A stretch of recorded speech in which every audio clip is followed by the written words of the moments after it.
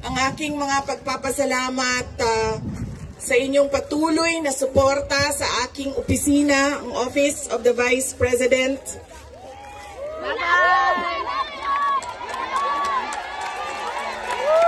Inday Sara Duterte! Inday Sara Duterte! Inday Sara Duterte!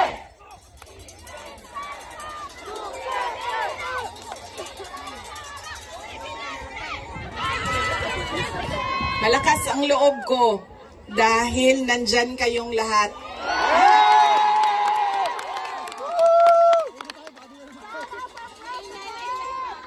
Kanina noong papasok ako dito, marami ang nagsabi, be strong, be courageous.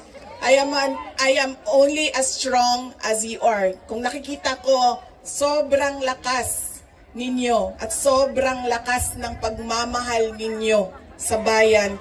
Ganyan din ang nararamdaman ko.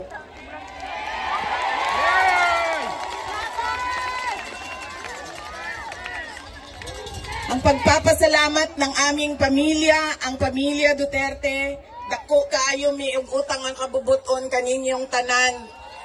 Sa higayon nga gihatag ninyo kanamo nga makaserbisyo sa atoang nasod.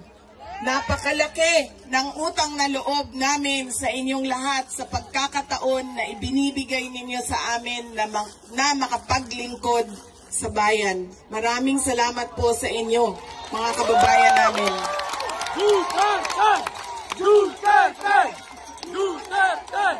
Duterte! Duterte! Duterte! Duterte! Duterte! Duterte! Duterte! Huwag ninyong kalimutan, ayaw ninyong kalimti ang kausa. Huwag ninyong kalimutan ang laban.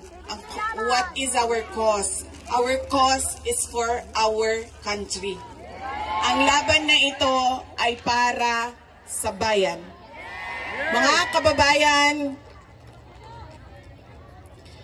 ang lahat ng ginagawa natin ay para sa Diyos, sa bayan, at sa bawat pamilyang Pilipino.